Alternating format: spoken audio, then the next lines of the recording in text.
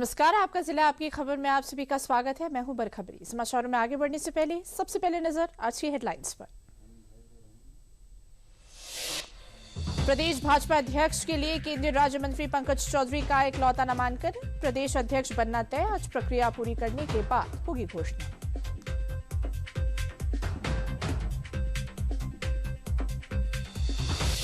गोरखपुर से महाराजगंज तक पंकज चौधरी के प्रदेश अध्यक्ष के पद पर नामांकन के बाद खुशी की लहर। मां ने कहा, बेटा और तरक्की करें। समर्थकों ने मिठाई खिलाकर किया खुशी का इजहार। रायबरेली जिले के सलोन में फर्जी आधार और निवास प्रमाण पत्रों की जांच के बाद उनका निरस्तीकरण शुरू कर दिया गया है। मामले की जांच एटीएस द्वारा की जा रही है। सोनभद्र में हुए खनन हादसे के लगभग एक माह बाद खदानों का हाल जानने पहुंचे खनन निदेशक माला श्रीवास्तव ने कहा, ये क्षेत्र खनिज संपदाओं से भरपूर है। निश्चित रूप से ये राजस्व और विकास रोजगार की एक धूरी है। और प्रदेश भर में हुआ राष्ट्रीय लोक अदालत का आयोजन। लंबित मामलों का हो रहा निस्तारण। लोक अदालत में समाधान केवल कानूनी दृष्टिकोण से नहीं बल्कि आपसी समझ और विश्वास के आधार। तो समाचारों की शुरुआत करते हैं। सबसे बड़े प्रदेश में भाजपा की बागडोर संभालने वाले पंकज चौधरी ने गोरखपुर से पार्षद के रूप में अपना सफर शुरू किया था। महाराजगंज से 7वीं बार सांसद हैं और केंद्र सरकार में 2 बार से लगातार मंत्री हैं। लोकसभा चुनाव में कम सीटें पाने के बाद भाजपा ने पंकज चौधरी को प्रदेश संभालने की जिम्मेदारी दी है। पंचायत चुनाव से लेकर विधानसभा चुनाव तक समीकरणों को साधने की अब जिम्मेदारी पंकज चौधरी पर है। प्रदेश अध्यक्ष के लिए केवल उन्होंने ही नामांकन दाखिल किया है, जिससे उनका अध्यक्ष बनना तय है। आज उसकी घोषणा हो जाएगी। इसको लेकर पंकज चौधरी की मां ने भी अपनी प्रतिक्रिया दी है। वहीं केंद्रीय मंत्री पीयूष गोयल और पंकज चौधरी ने कहा, आज उसकी सभी कार्यवाही पूरी की जाएगी, जिसके बाद विधिवत प्रदेश अध्यक्ष के चयन की घोषणा की जाएगी।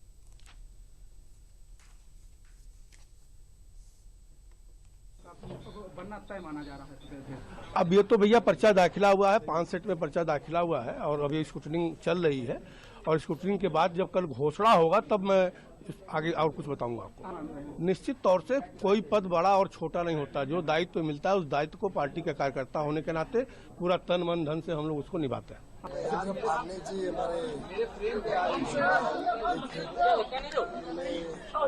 अभी स्क्रूटनी की प्रक्रिया की प्रत्याशी होती है। बाकी प्रक्रिया कल दोपहर को होगी। उस समय बाकी जो कार्यक्रम है, बाकी जो चुनाव की प्रक्रिया है वो कल दोपहर को होगी। उस समय आगे का कार्यक्रम। गोरखपुर के घंटाघर हरबंस गली स्थित घर में 20 दिसंबर 1964 को जन्म लेने वाले पंकज चौधरी ने एमपी इंटर कॉलेज से इंटर तक की शिक्षा लेने के बाद गोरखपुर विश्वविद्यालय से स्नातक की शिक्षा ग्रहण की। औद्योगिक घराने में जन्मे पंकज चौधरी ने अपने राजनीतिक जीवन की शुरुआत 1989 से गोरखपुर नगर निगम में पार्षद का चुनाव लड़ने से की। पार्षद बनने के बाद वे नगर निगम में उपसभापति चुने गए। 1989 में ही गोरखपुर से कटकर महाराजगंज जिला बना, जिसके बाद से पंकज चौधरी वहां से सांसद हैं। 1991 में पहली बार पंकज चौधरी भाजपा के बैनर तले चुनाव लड़े थे। तब से उन्होंने पीछे मुड़कर नहीं देखा। वहां की जनता ने उन्हें लगातार जीत दिलाई और 7वीं बार महाराजगंज से सांसद हैं। 2 बार से वो केंद्रीय मंत्रिमंडल में वित्त राज्य मंत्री के रूप में मंत्री पद संभाल रहे हैं। सच शहर और लोगों के साथ समन्वय स्थापित करना उनकी कार्यशैली का हिस्सा है। विवादों से दूर रहकर अपने काम पर ध्यान देने वाले पंकज चौधरी अब उत्तर प्रदेश भाजपा की कमान संभालेंगे। उनके अध्यक्ष बनने से महाराजगंज के लोग प्रसन्न हैं और उन्होंने ढोल नगाड़ा बजाकर एक दूसरे को मिठाइयां खिलाकर खुशी का इजहार किया। सबसे पहले पंकज चौधरी एक ऐसे सरल नेता है, सहज नेता है, जो सारे लोगों के दिलों में बसते हैं। और पंकज चौधरी प्रदेश अध्यक्ष बनने पर, निर्विरोध बनने पर भारतीय जनता पार्टी अभी पंचायती चुनाव में और 2027 में पंकज चौधरी जी के नेतृत्व में फिर पुनः भारतीय जनता पार्टी की सरकार बनने जा रही है। पंचायत में भारी जीत मिलने जा रही है, क्योंकि पंकज चौधरी जैसा सरल नेता, पंकज चौधरी से उदारवादी नेता, पूरे मुझे ये कहने में बड़ा फक्र हो रहा है, 7 बार के वो सांसद हैं, हमारे ही जिले से हैं, हम उनको बहुत ही करीबी से जानते हैं और उनके भारतीय जनता पार्टी के प्रदेश अध्यक्ष बनने में बहुत बड़ा फायदा सभी वर्गों को होने जा रहा है। जी, मैं बताना चाहूंगा पंकज चौधरी जी जो है आज सांसद के रूप में हम लोगों के बीच में कई साल सेवा कर रहे हैं और सिंपल लिविंग हाई थिंकिंग वाले व्यक्ति हैं वो, और हर धर्म को एक साथ लेके हिंदू मुस्लिम सिख ईसाई सबको साथ लेके चलते हैं, कभी किसी भेदभाव नहीं समझा। आज यही परिणाम यही फल उनको मिला है कि हम लोगों के बीच में प्रदेश अध्यक्ष बन के आए हैं और आगे जनता की और सेवा करेंगे और करते भी जा रहे हैं। देखिए सर, हमारे क्षेत्र का सौभाग्य है महाराजगंज जिले का कि कई बार से सांसद रहे हैं, इस समय केंद्रीय मंत्री भी हैं और हम लोग के क्षेत्र का विकास होगा और हम लोग का सौभाग्य है कि हमारे क्षेत्र का जो है एक प्रतिनिधि जो है यहाँ के प्रदेश अध्यक्ष होने जा रहा है। बहुत खुशी है, बहुत खुशी। सारे धर्म सारे लोग एक साथ मिलकर मिठाई बांट रहे हैं, पटाखे छोड़ रहे हैं। खासकर मेरे चेयरमैन साहब गुड्डू खान साहब जो है इस कार्यक्रम में एकदम आगे रहते हैं और उनके बहुत नजदीक हैं। हम लोग सारे लोग उनके साथ हैं। केंद्रीय वित्त राज्य मंत्री पंकज चौधरी को उत्तर प्रदेश भाजपा के नए अध्यक्ष बनाए जाने पर घर वालों में खुशी की लहर है। उनकी मां उज्ज्वला चौधरी ने बताया कि ये उनके लिए गर्व की बात है कि उनके बेटे ने राजनीति में एक छोटे से पद पार्षद से शुरुआत किया था और आज प्रदेश अध्यक्ष बनने जा रहे हैं। उन्होंने कहा कि बेटा इसी तरह तरक्की करे। गोरखपुर में इस समय परिवार में खुशी है। उनके घर पर लोगों की भीड़ लगी हुई है और लोग एक दूसरे को मिठाई खिलाकर बधाई दे रहे हैं। The Indian academy of geriatrics के तत्वाधान में एवं सुषमा हॉस्पिटल के सहयोग से एक सीएमई यानी continuing medical education medical talk का सफल आयोजन किया गया। इस शैक्षणिक कार्यक्रम का उद्देश्य बुजुर्गों के स्वास्थ्य से जुड़ी आधुनिक चिकित्सा पद्धतियों एवं चुनौतियों पर विस्तार से चर्चा करना था। कार्यक्रम को संबोधित करते हुए प्रोफेसर डॉक्टर एस.सी. तिवारी ने जेरियाट्रिक्स विषय पर गहन जानकारी साझा की। उन्होंने बताया कि वृद्धजनों की बढ़ती स्वास्थ्य आवश्यकताओं को देखते हुए समर्पित जेरियाट्रिक केयर सेवाओं का विकास समय की आवश्यकता है। जो हमारी समाज में एल्डरली लोग हैं, यानी कि वृद्ध वयोवृद्ध जिनके पास एक्सपीरियंस भी ज़्यादा है लेकिन एज हो गई है, उनकी थोड़ा उनको ओरिएंटेशन रहे उनके फ़ायदे के लिए, और दूसरा समाज भी जागरूक हो कि उनकी समस्याएं क्या हैं और कुछ हम जो अपनी समस्याएं कैसे निपटा सकते हैं इसके बारे में एक सब संक्षिप्त रूप में मैं चाहता था सबके समक्ष आ जाए। जब एज बढ़ने लगती है तो शरीर में चेंजेस भी आते हैं, परिवर्तन आते हैं और कुछ बीमारियां भी कॉमन हो जाती हैं एज बढ़ने के बाद। मैं यही कहूँगी कि जब तक शरीर चलता है काम करते रहना चाहिए, इससे वो खुद भी स्वस्थ रहेंगे और घर वालों को भी कम परेशान करेंगे। वो इस मीटिंग का उद्देश्य ये है कि जैसे ओल्ड एज में जो लोगों को लाइफस्टाइल डिसीजेज होती हैं जिसमें डे टू डे में उनकी जो प्रॉब्लम बढ़ जाती है, चाहे वो डायबिटीज़ है, चाहे हाइपरटेंशन है, चाहे आर्थराइटिस है, चाहे कैंसर है, चाहे इस तरह की और ओल्ड एज डिसीजेज हैं जिसमें कि धीरे धीरे बॉडी का डिग्रेडेशन होने लग जाता है, उसमें कांस्टेंट मॉनिटरिंग की ज़रूरत होती है। जिसमें कि हम लोग चाहते हैं कि हर वो पेशेंट एटलीस्ट हर इंटरवल में 1 साल के इंटरवल में आकर के अपना वो चेकअप कराएं, उनको हम लोग मॉनिटर कर सकें कॉन्स्टेंटली और उनको जो भी आवश्यक निर्देश है, जो आवश्यक ट्रीटमेंट है वो दे सकें।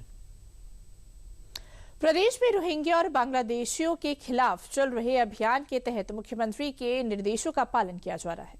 रायबरेली जिले के सलोन में फर्जी आधार और निवास प्रमाण पत्रों की जांच के बाद उनका निरस्तीकरण शुरू कर दिया गया है। 2020 से 2023 के बीच सलोन तहसील में 12 गांव में करीब 53,267 जन्म प्रमाण पत्र जारी किए गए थे, जिनमें से 52,846 फर्जी पाए गए। मामले की जांच एटीएस द्वारा की जा रही है और इस मामले में जन सुविधा केंद्र संचालक जिशान बीडीओ विजय यादव सहित कई लोग गिरफ्तार हो चुके हैं।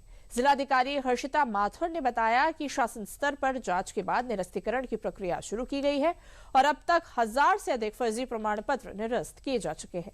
मुख्य विकास अधिकारी अंजुलता ने बताया कि कार्यवाही लगातार जारी रहेगी और पहले दिन 238 ग्राम सभाओं के प्रमाण पत्र निरस्त किए गए हैं।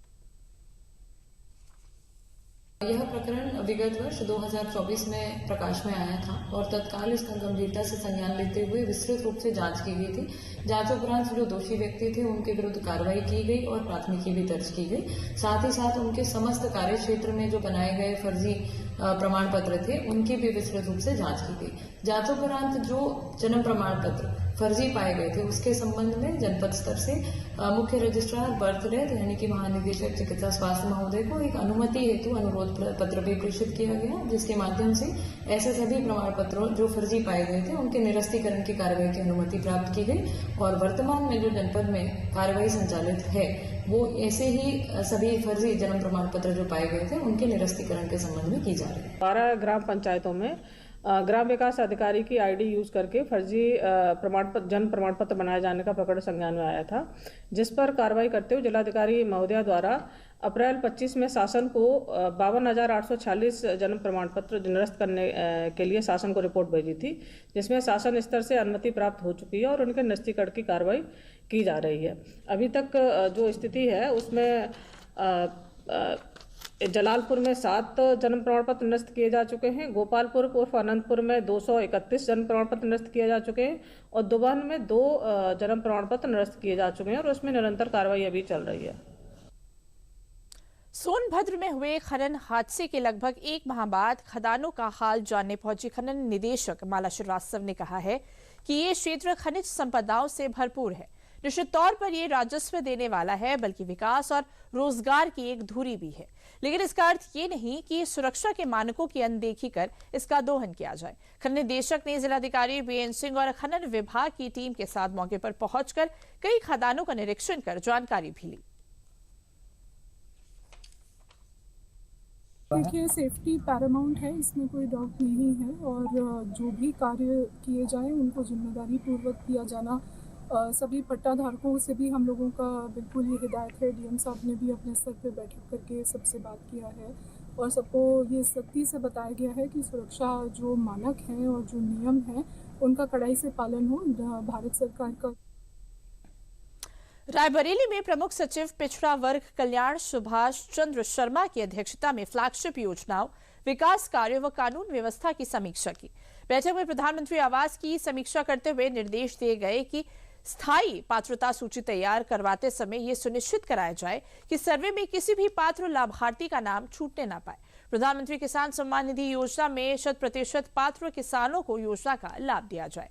उन्होंने कहा कि यह सुनिश्चित कराया जाए कि 100% निराश्रित गौवंश को संरक्षित कराया जाए। सभी गौशालाओं में ठंड के मौसम को देखते हुए हवा से बचाने हेतु शेड को चारों तरफ से कवर्ड कराया जाए। देखिए, मुझे शासन ने रायबरेली जनपद के नोडल अधिकारी का दायित्व सौंपा है। इसे ठीक पहले तक मैं रामपुर जनपद में था।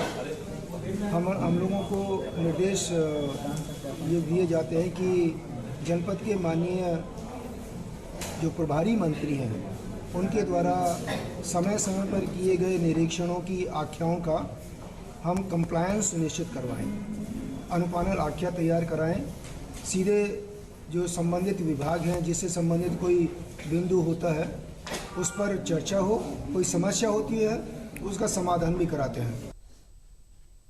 समाचारों में आगे बढ़ने से पहले लेते हैं विराम।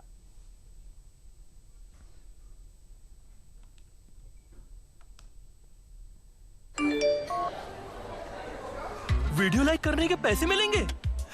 So easy.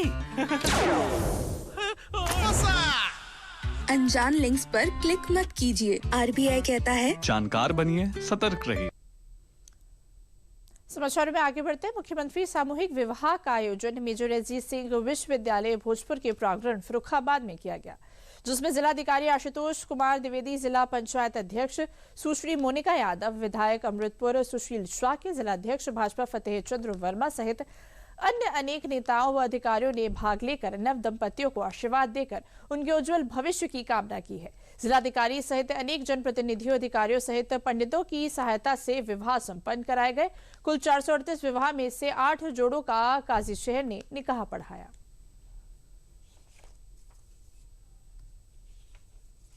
$440 का लक्ष्य इस वित्तीय वर्ष के लिए इस जनपद को प्राप्त है और पूरे के पूरे आने की सूचना थी। 400 के लगभग आ चुके हैं, जो आ जाएंगे उसमें शामिल हो जाएंगे। और ये योजना निर्धन परिवार के बच्चियों को एक व्यवस्थित सामाजिक जीवन निर्वाह के लिए माननीय मुख्यमंत्री जी की सपोर्ट सिस्टम है, आपको पता है 1 लाख रुपए प्रति लाभार्थी को इसमें दिया जाता है।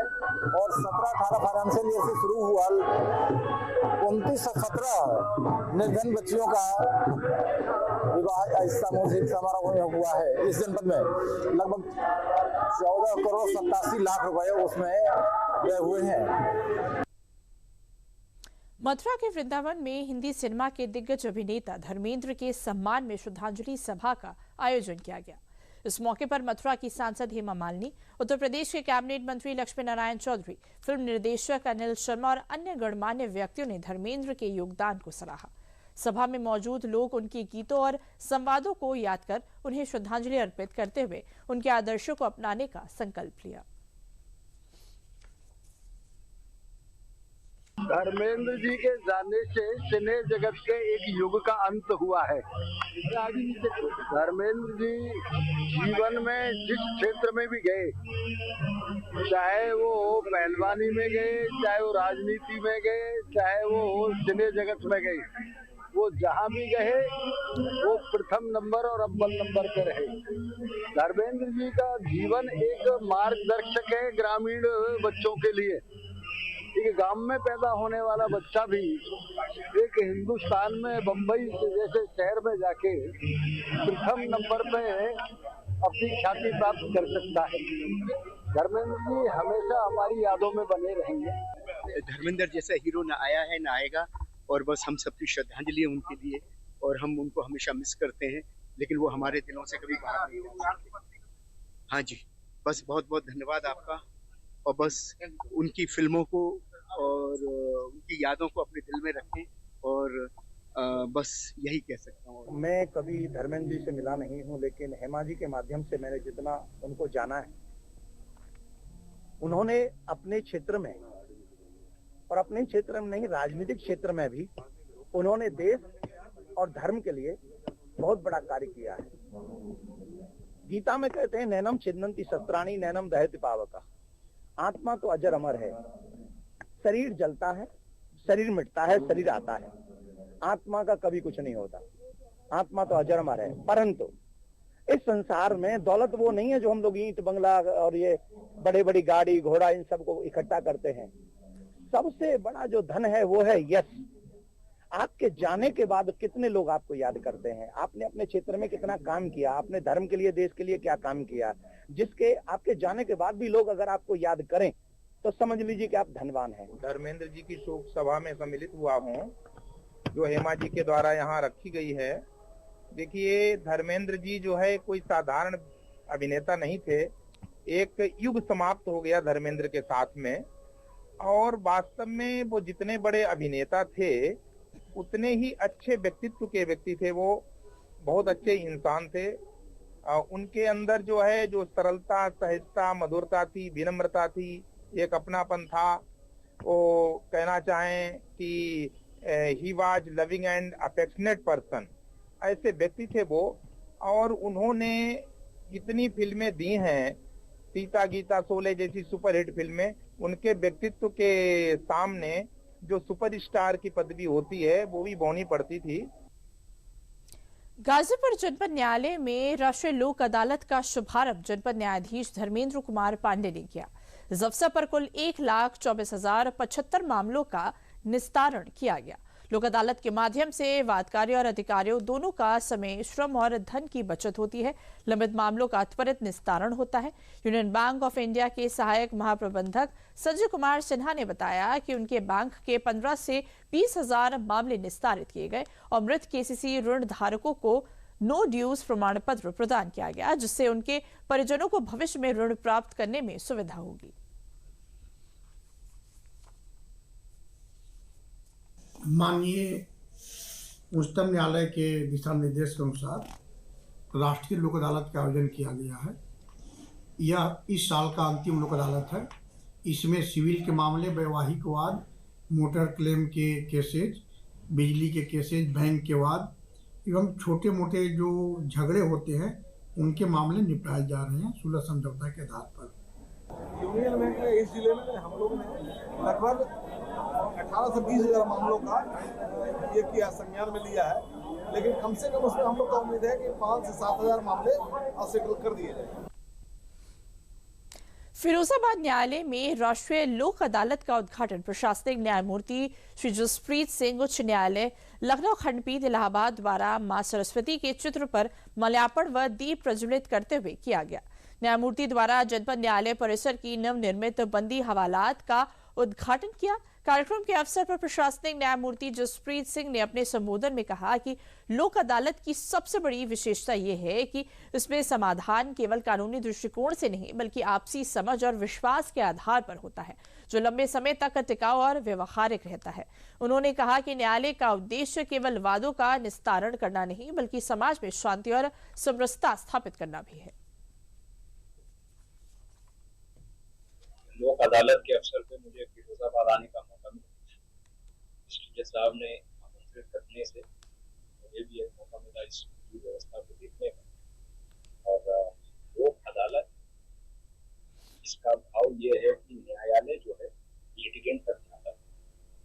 ये एक मोटो है जिसको अचीव करने के लिए समय समय पर लोक अदालत लगाई। इसको हम लोग अपनी न्यायपालिका के तहत एक उत्सव के तरीके से मनाएं, जिससे ना कि न्याय हो, हर एक कॉमन आदमी को भी पता चले कि न्याय हो रहा है। पूरे प्रदेश भर में राष्ट्रीय लोक अदालत का आयोजन किया जा रहा था। उसी के अनुक्रम में आज जनपद फिरोजाबाद में भी राष्ट्रीय लोक अदालत का आयोजन किया गया, जिसमें जनपद फिरोजाबाद के प्रशासनिक न्यायमूर्ति परम आदरणीय श्री जसप्रीत सिंह सर, जो प्रशासनिक न्यायमूर्ति भी जनपद फिरोजाबाद के हैं, और राष्ट्रीय लोक अदालत में हम सभी अधिकारियों को आशीर्वाद देने आए थे। उनके नेतृत्व में और माननीय जनपद न्यायाधीश महोदय के निर्देशन में हमारे सभी अधिकारियों ने अपने अपने न्यायालय कक्षों में बैठकर वादकारियों के हितों में जितना मैक्सिमम डिस्पोजल किया जा सकता है किया जा रहा है। इस वक्त भी अधिकारी अपने कार्यालय में, अपने न्यायालय कक्ष में मैक्सिमम वादों का डिस्पोजल करने का प्रयास कर रहे हैं। देखिए, इस बार जो राष्ट्रीय लोक अदालत का जो आयोजन किया जा रहा है उसमें सभी मिला के 1.5 लाख से ज्यादा वादों का निस्तारण हो चुका है। और मैं इसमें एक बात कहना चाहूंगा परिवार न्यायालय के लिए कि एक्चुअली में जो हमारे प्रधान पीठाधीश अधिकारी ने बताया था कि परिवार में दोनों मियाँ बीवी तो अलग हो सकते हैं शरीर से, परंतु समाचार का रुख करने से पहले लेते हैं विराम।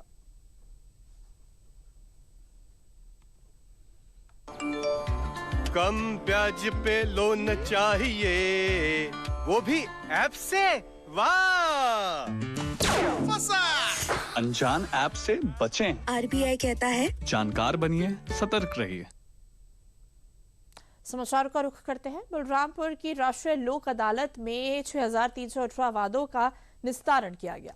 इस लोक अदालत में बैंकिंग, बीमा, मोटरयान और दुर्घटना प्रतिपूर्ति सहित अन्य मामलों का आपसी सुलह सहमति के आधार पर निपटारा किया गया। राष्ट्रीय लोक अदालत में कुल 6904 वाद नियम किए गए थे, जिनमें से 6318 वादों का निस्तारण किया गया। न्यायालयों ने 1,69,25,220 रुपए की वसूली और भुगतान के आदेश पारित किए। विभिन्न बैंकों के 950 मामलों का निपटारा हुआ, जिसमें 9 करोड़ रुपए से अधिक का भुगतान प्राप्त हुआ।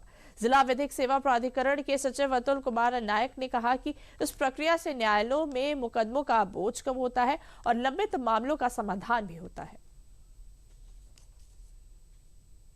इस लोक अदालत का मुख्य जो उद्देश्य है यह है कि उपभोक्ता संबंधी मामले, जो आपराधिक मामले हैं, सिविल मामले हैं, उत्तराधिकार के मामले हैं, आपसी वाद विवाद के मामले हैं, जिनका निस्तारण जो है सुलह समझौते के आधार पर जो है किया जा सकता हो, उस पर अधिक से अधिक निस्तारण के उद्देश्य से कि लोग आएँ और अधिक से अधिक अपने जो भी वाद हैं, या काफ़ी लंबे समय से देखा गया है कि न्यायालयों में मुकदमों का अधिक बोझ है, जिससे कि जो है छोटे मामलों भी जिसे लंबित रह जाते हैं वर्षों से, तो उनको अधिक से अधिक निस्तारण किया जाए। और इस लोक अदालत में हमारे जनपद न्यायाधीश माननीय श्री उत्कर्ष चतुर्वेदी सर के कुशल मार्गदर्शन में हम लोग अधिक से अधिक जो है मामलों का निस्तारण करेंगे। वर्ष 2025 की जो लोक अदालत है ये आखिरी लोक अदालत है, और इस लोक अदालत के माध्यम से जो भी डिफॉल्टर अकाउंट्स हैं, डिफॉल्टर जो बॉरोवर्स हैं, उनको जो भी ब्याज में छूट दी जाती है जिसके माध्यम से वो कर्ज मुक्त हो सके। और जो लोक अदालत का जो सेटलमेंट रहता है वो डिग्री के बराबर रहता है, उसमें अन्यथा जो है सूट फाइल करके डिग्री प्राप्त होती है। लोक अदालत में कोई समझौता किया जाता है जो डिग्री के समतुल्य होता है, डिग्री के बराबर रहता है, डिग्री की तरह वसूल किया जाता है। देवरिया में 3 दशक बाद 2 दिवसीय विश्व भोजपुरी सम्मेलन का आयोजन किया गया। कार्यक्रम का शुभारंभ दिल्ली भाजपा के पूर्व अध्यक्ष और सांसद मनोज तिवारी, शायर भरत शर्मा व्यास, मदन राय सहित अन्य पदाधिकारियों ने किया। मनोज तिवारी ने अपने संबोधन में कहा, भोजपुरी की प्रगति के लिए हमें घर में बच्चों को भोजपुरी सिखाना होगा और उसकी विकृतियों को दूर करने के प्रयास करना होगा। उन्होंने प्रस्तुति देने वाली बच्चियों के साथ भोजपुरी गीत भी गाया। इस कार्यक्रम में भोजपुरी क्षेत्र से कई प्रमुख हस्तियों ने भाग लिया। धागा कहाँ रहेगा, कलिता में रहेगा।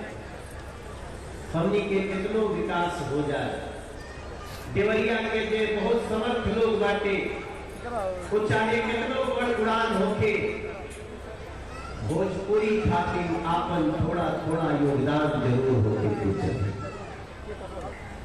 ऐसा स्थिति में भोजपुरी भी लोग सबसे बहुत कुछ इशारा करता, बहुत कुछ अपेक्षा करता। हमनी के अपने बच्चन के भोजपुरी बतावल भी जरूरी बा।